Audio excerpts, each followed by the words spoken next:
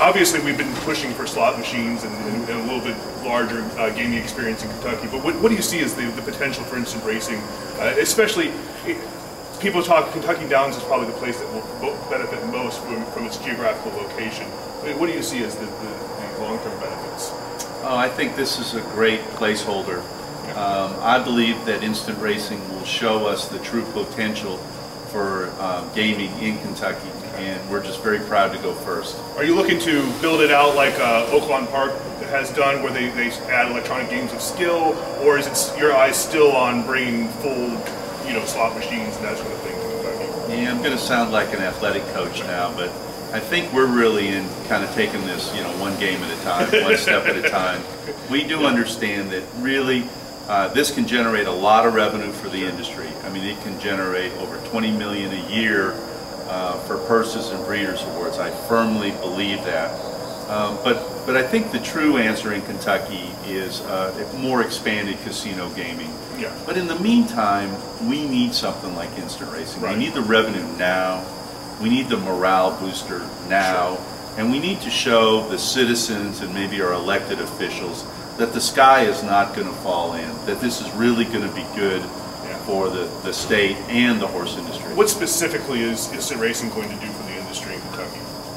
Well, immediately it'll generate revenue for purses. I mean, I believe that in 2012 our total purses will double. Wow. And I believe that there will also be some money that the HBPA will be able to send to other tracks in Kentucky. So I think that'll be very positive. And then in the long run, I think it can have a meaningful impact on purses throughout the state. I mean, purses could go up 20, 30, 40%. Just take Oaklawn, for example.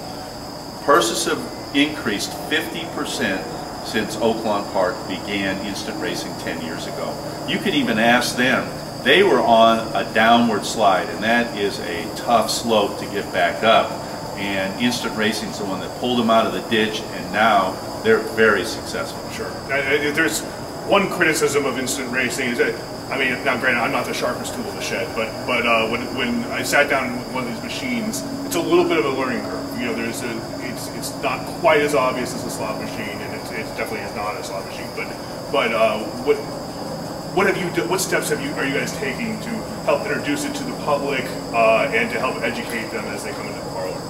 Well, first of all, we're working very closely with the people at Oaklawn, and they've gone through this process, and so they've taught us quite a bit. One of the things we're doing is we have twice as many attendants on the floor as, say, they do at Oaklawn, kind of on a per machine basis. So you can have that personal touch, and they will teach people how to play the game. Okay, and then finally, you're really close to Nashville, and that's obviously why people say Kentucky Downs may benefit the most from this. Is there a plan to market Kentucky Downs and now the instant racing machines to Nashville immediately? Is that a long-term plan? What is your marketing strategy? Yeah, we're taking a phased approach to instant racing. We're starting with 200 terminals, and we will not have a strong paid marketing presence in Nashville. Okay. Now, we're going to work very hard on direct marketing.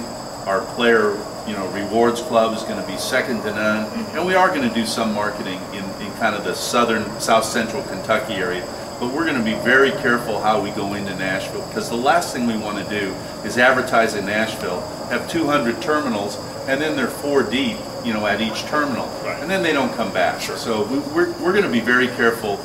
That question is a very good one, and in 30 days I think I can answer it much better. Sure. As to what our marketing approach is going to be. Once you start to get kind of the feel of how many people are showing without that kind of reach out there. But Brad, ultimately, to be truly successful for the Kentucky horse industry, we've got to tap into the Nashville market. Yeah. So when we are able to get past phase 1, and then we have 500 or 750 terminals, then there will be a very aggressive advertising and marketing approach to Nashville.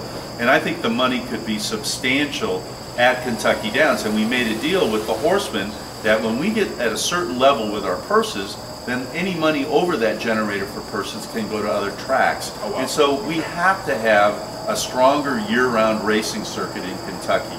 We're very unique because we're such a large breeding state. And one of the real benefits in the years past is we had this great year-round circuit where a guy could develop horses. Sure. Maybe horses he couldn't sell or whatever, a lot of good horses have run at tracks all around the state, and that's what I want to bring back. Okay, and you, obviously there's 200 machines now, but you have plans and the space and all that to expand out to what, 750? Is that more Yes. than that? Yes, our plans, we've always had that in mind, that we could expand, and if you kind of look at how we've done things, you can see how easily the expansion could take place. All right, well, Corey, I really appreciate you taking the time. This is Brad Cummings with the Paulick Report, and make sure to come down to Kentucky Downs, support the instant racing machines, and obviously you've got a meet coming up, and everybody needs to come down here.